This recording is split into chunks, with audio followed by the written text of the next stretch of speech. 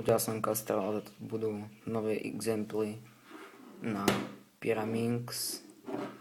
Tak Scramble zase nebudú, ale čo už, ani si ich nepýtate, tak ja to zase scramblujem.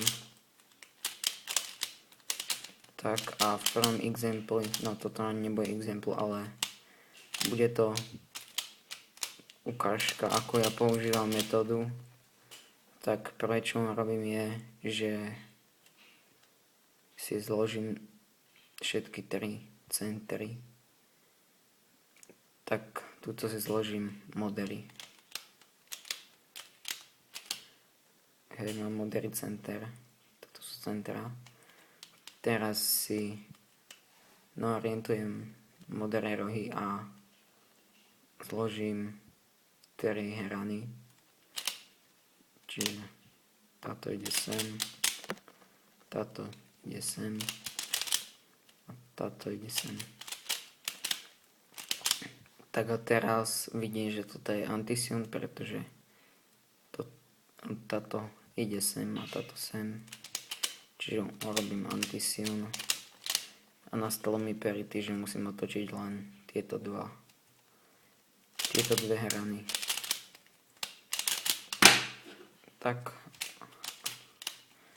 ďalší scramble. Prepáčte, nie som tak, nie že zabavný, ale tak unudený, pretože je mi zle, pretože som robil challenge, teda odpoveď na jeden challenge. A bolo to dosť hnusné a najedol som tam, respektíve pil.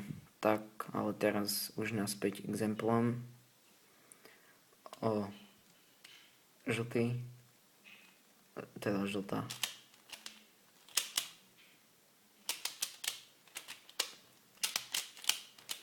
Tak a zachoval som, nič.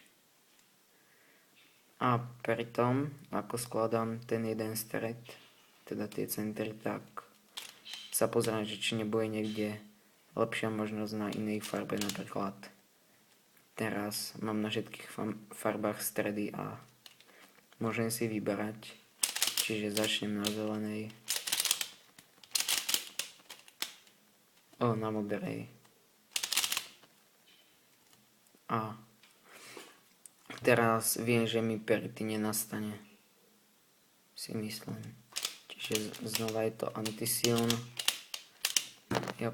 Pyramid zložený. Ďalší scramble, a toto už nebude taký rýchlo, trocha spomalý, možno.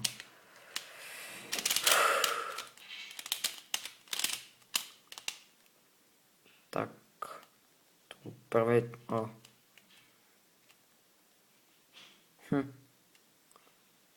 tu využijem tej zelenej, pretože už mám proste a nejdem na modernú. Tu mám tieto 3.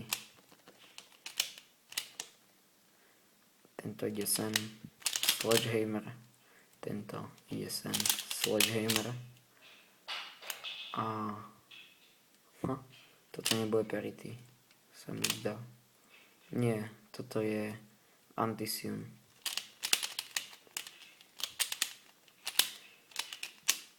Není parity.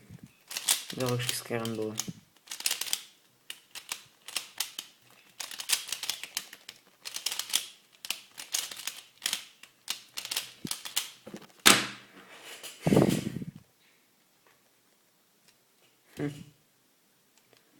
OK, zelená.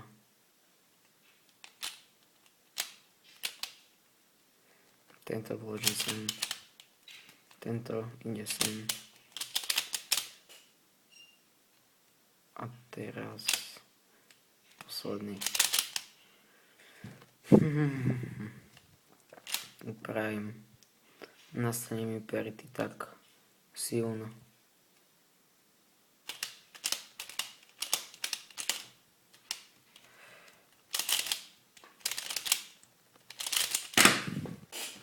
Tak a posledný scramble.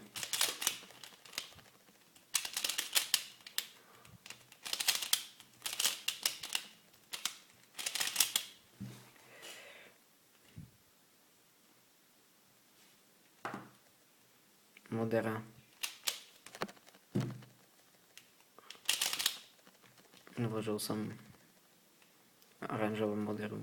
Zelená modera ide sem a tu mám modro-žltú a hneď perity. Tak to by bolo všetko. A čaute.